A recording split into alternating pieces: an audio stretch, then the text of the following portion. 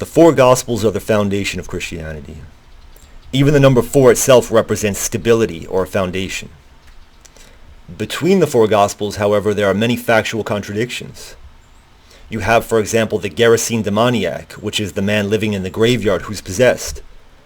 In the Gospel of Matthew, this takes place in a place called Gadarenes, where Christ encounters 2 men who were possessed. In the Gospel of Mark, it takes place in Gerasenes, where Christ encounters 1 man who's possessed. In the Gospel of Luke, it's again 1 man, but in Gerasenes. See also the Last Supper. In the Gospel of John, Christ says that the one who will betray him is the one to whom he will hand the bread after he himself dips it. Whereas in the Gospels of Matthew and Mark, he says it's the one who will dip bread together with him at the same time.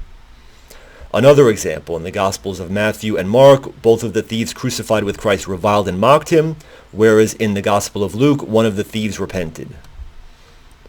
So, which of those is correct?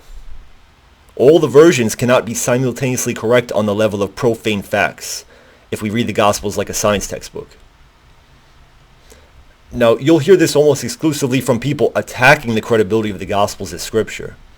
They may be atheists, or they may be Jews or Muslims.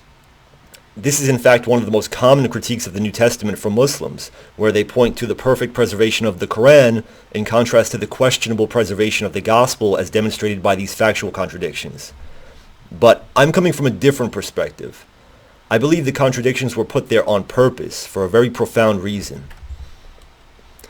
Now, looking at these contradictions, a person here has essentially 3 options.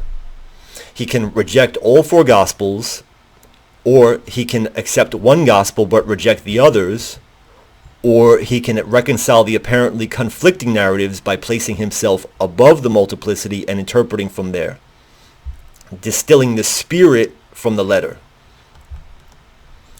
Based on those factual contradictions, an atheist materialist or anyone looking to disprove Christianity would reject the Gospels in toto.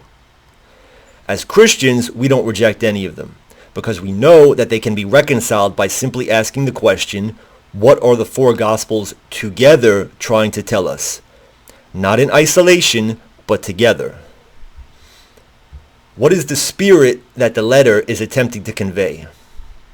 Once we situate ourselves above all 4 Gospels and interpret from there looking down, we're no longer constrained by these apparent contradictions as the others are, who are attempting to interpret the Gospels on the level of an instruction manual for some electronics or a repair manual. In those instances, such contradictions present insurmountable obstacles because those things can and should only be interpreted on the level of profane material facts. In the case of sacred scripture, on the other hand, we are talking about the level of all reality, including immaterial reality, the highest level of reality. Now, take that same idea of distilling the spirit from the letter, of unity from multiplicity, a single message from a multitude of apparently contradictory forms, and apply it not just to the 4 Gospels, but to the multiple religions as a whole.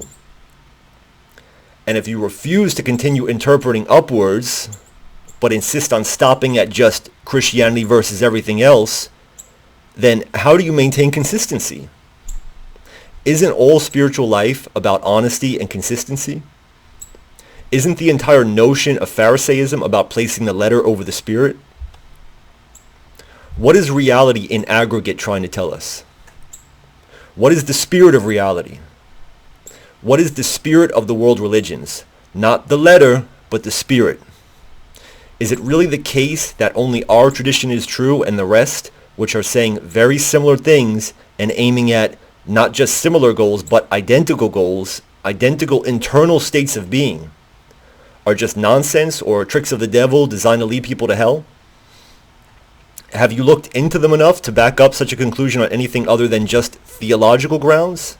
Not metaphysical, but just theological grounds, which is the equivalent of claiming that only one language can be true? Every man has to distill his own meaning from the world. But if we as Christians have no problem reconciling the apparent contradictions within our scripture, then we shouldn't have a problem with reconciling the apparent contradictions between all scriptures which have stood the test of time either.